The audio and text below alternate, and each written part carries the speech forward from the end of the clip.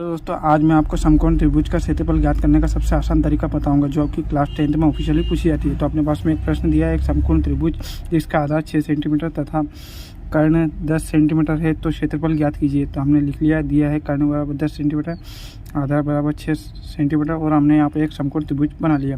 समकोण त्रिभुज में एक विशेष बात ध्यान रखना, जब भी यहाँ पे कोण में डिग्री का एंगल बनता है तो वो 90 डिग्री का बनता है, मतलब 90 डिग्री का कोण बनता है। और 90 डिग्री के कोण के सामने वाली लाइन को हम बोलते हैं, इसको बोलते हैं कर्ण, और इस वाले को बोलते हैं हम लंब, और नीचे वाले को बोलते हैं आधार। एक बात सिंपल सी याद रखना, लंब किसको बोलते हैं, जब भी ऊपर से नीचे सीधी लाइन होती है उसे लंब भी बोलते हैं, और नीचे वाले को हमेशा आधार ही बोलते हैं। और साइड में जो कोण के सामने वाली जो लाइन आती है उसे हम सिंपल सी भाषा में कर्ण बोलते हैं। तो इस तरह क्वेश्चन को हल करने से पहले आप जब भी इस तरह क्वेश्चन हल करें तो उससे पहले आप सूत्र जरूर याद कीजिए, और मैंने यहाँ पे सभी के सूत्र बना के लिख दिए।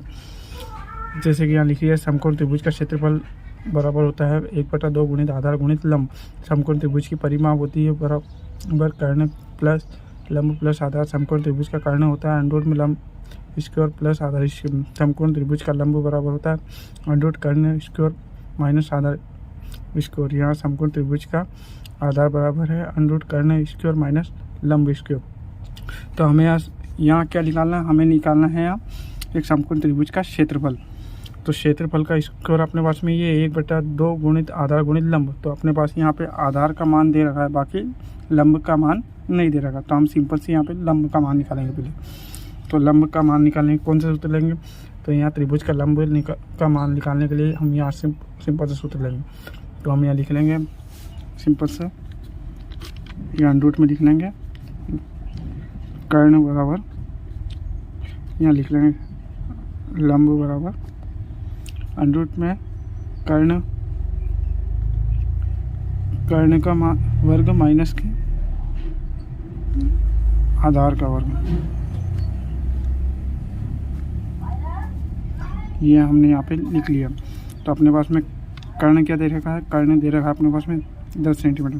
तो 100 में लिख लिया 10 का होल वर्ग, ये माइनस आधार क्या देगा 6 का होल वर्ग। इसे हल करते हैं तो 10 का वर्गमूल निकालेंगे तो 10 का क्या आएगा 100 आएगा 100, और 6 का निकालेंगे तो 6 36।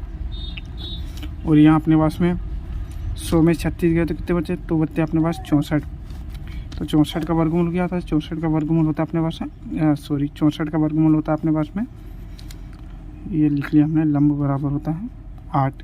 वो कैसा होता है, जब आप 64 जैसे 100 में लिखा है तो 64 को तोड़ के हम यहाँ यूँ लिख सकते हैं 8 × 8, क्योंकि 8 8 64 वो 64 ही होता है। इससे ऐसे भी लिख सकते हैं 8 का वर्ग, और वर्ग से 100 कट जाता है। तो इस तरह से हमारे पास लंब का मान आ गया 8।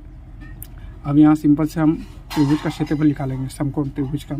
तो यहाँ हम लिख लेंगे, चूँकि समकोण त्रिभुज का क्षेत्रफल बराबर होता है अपने पास में 1/2 गुणित आधार गुणित लंब। तो हमने यहाँ पे 1/2 ऐसा कैसा ही लिख लिया।